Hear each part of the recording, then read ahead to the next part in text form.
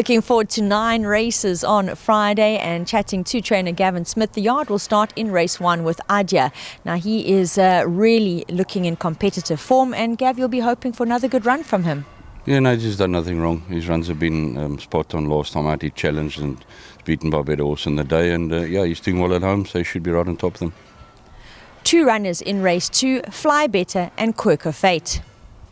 Fly Better, she's finding form again, and Nate's decent last run, and Quirk of Fate, same. Her name says it all. She's very quirky, but she's better in the starting gates now, and she's learning to race, and also a forward race last time, so expecting better run from her.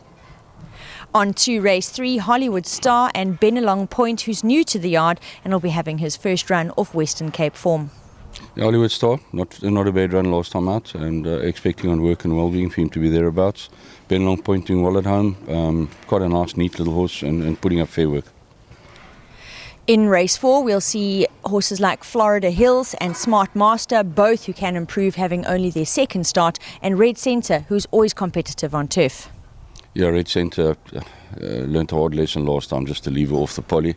Yeah, she just doesn't enjoy the surface and the quick track and the tight bend. On turf, she's always got a shot. Her turf form is pretty solid. And the other 2 boys, you know, are expecting better, like you say. It's both their second runs. Smart Master is a youngster, but he's going to enjoy this trip. And Florida Hills, he looks like a horse that's just taken time.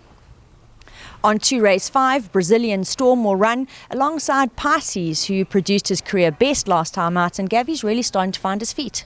He is, Nate. It took a while for the penny to drop. He's learning now to race, and it was a decent effort of his last week. Took his run well, and Brazilian Storm, just hoping he puts it in. You know, he tended to run half a race and never tried.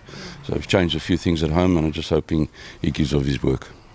In race 6, we'll see Jaeger Moon and Zatara Magic. Jaeger Moon's got top weight to shoulder, but he's in great form. Likewise for Zatara Magic, who runs off great efforts in the Derby Plate and the listed East Cape Derby South.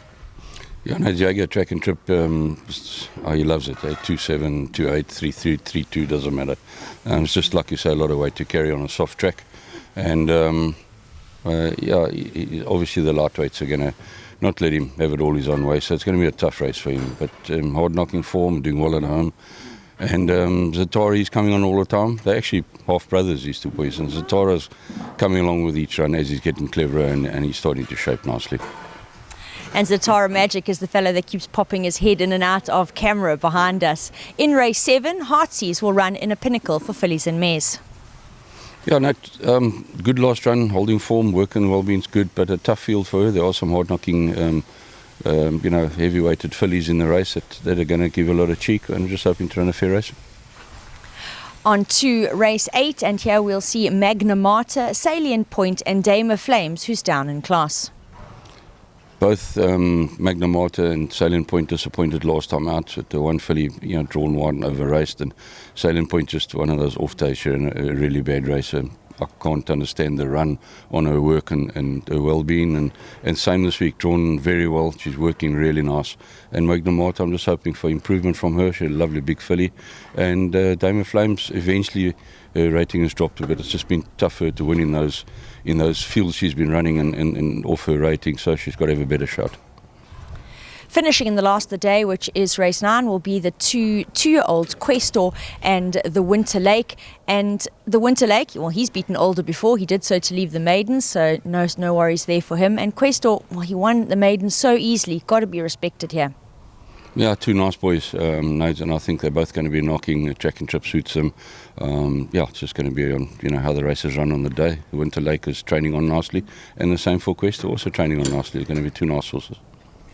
Got to agree with Gavin there. 2 2-year-olds who are most definitely on the up and have to be considered for the play.